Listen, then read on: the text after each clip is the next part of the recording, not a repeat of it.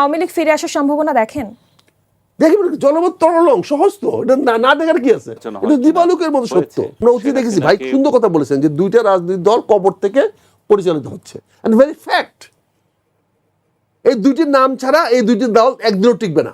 আমরা অতীতে দেখেছি জেনারেল জিয়াউর রহমান মালেক উকিল সাহেবকে দিয়ে দল করাইছে, টিকে নাই। জোহরা তাজউদ্দিনকে দিয়ে এরশাদ দল করাইছে, মানে টিকে নাই। শেখ হাসিনা পরবর্তী ধাপে ধাপে আইসা আসতে হয়েছে। আলটিমেটলি আওয়ামী লীগ যখন শেখ হাসিনা হাতে আসছে তখন আওয়ামী লীগ দাঁড়াইছে। বিএনপি তো হাতছাড়া হয়ে গেছিল, ছাত্র সামনে নিয়ে গেছিল। আপনি কি আওয়ামী লীগ ফিরে আসার সম্ভাবনা দেখেন? দেখবেন জনমত তরলং সহজ তো, এটা না দেখার কি আছে, এটা দিবালুকের মতো সত্য। কি বলেন রশিদ ভাই? কেন ডিনাই হিপোক্রেসি? এটা ডিনাই করার কোনো কারণ নাই, হিপোক্রেসি বলে নাম নাই। যেই দলটি ভোটে আপনাকে পাশ করায় ক্ষমতায় নিয়ে গেল, তার প্রতি কি আপনার অবলিগেশন নাই? আপনি ভোট করেন না। তাদের দল বলেছেন যে না আমাদের দল রাজনীতি আমার দল বলে না, ছেলে মেয়েদের দলগুলো বলছে, বাচ্চাদের দলগুলো বলছে। আচ্ছা, জামাত বলে না, বাচ্চাদের দলগুলো বলছে। তারা তো অনেক কিছু বলে, তারা এইটা দিবে না, ওইটা দিবে না, এই করতে দিবে না, ওই করতে দিবে না। এখন তো আমেরিকার $29 মিলিয়ন নাই, যা খুশি তা করে ফেলবে। কিন্তু বাচ্চারাই তো আপনাদের জোট। না, বাচ্চাদের আমাদের জোট না, বাচ্চা তো $29 মিলিয়ন জোট। ওই $29 মিলিয়ন দিছে আমার বাইডেন সাহেব, ওইটার জোট। এখন তো ওই গরম নাই। তারা যে দুর্নীতি মুক্ত না, এই তো কুমিল্লার যখন ফ্লাড হয়েছে তখন যে টাকাগুলো লুটপাট হয়েছে, কি হয়েছে?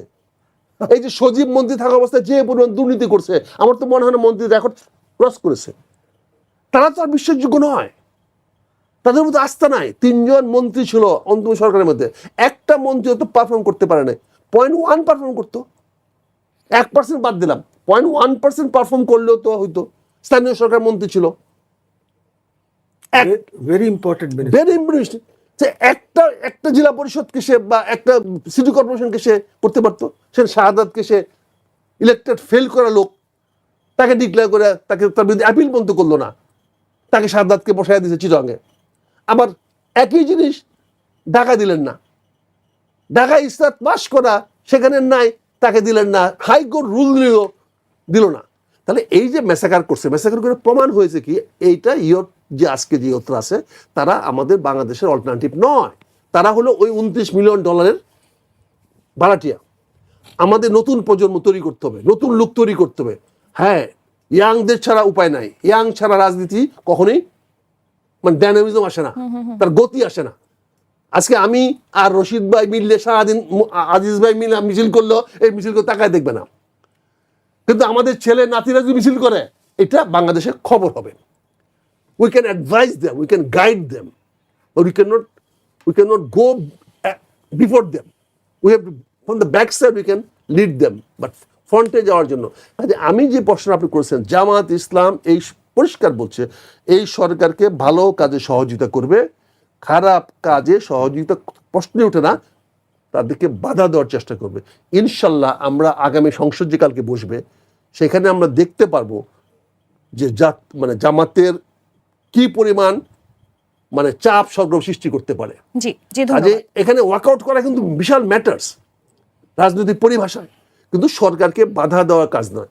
পরিশেষে আমি একটা কথা বলতে চাই, যারা এই মন্ত্রী যেটা বললেন, উনি জাতির সঙ্গে চিট করেছেন।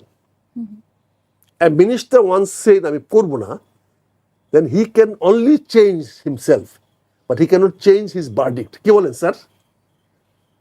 A judge once given a verdict, ফাঁসি দিয়ে দিয়েছি, এ কিছু বদলাতে পারবে না, উপরে বদলাতে পারবে।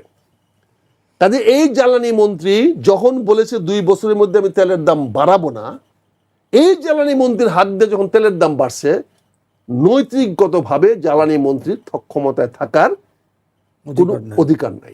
এটা আমার মনে আমরা 3 জনেই একমত। কি বল আজিজ ভাই? So that should be hour pressure. আমরা মনে করি ভদ্রলোকের ভদ্র কথা, আমরা ভদ্রভাবে বলছি। আপনি আল্লাহর হস্তে আসেন, আমরা চলেন বিদ্যুতের ব্যবসা করি। আপনি ভালো ব্যবসা বিদ্যুতে জানেন, আপনি শেখ কামালের বন্ধু ছিলেন, আপনি তো 2 নৌকায় পা আছে। কি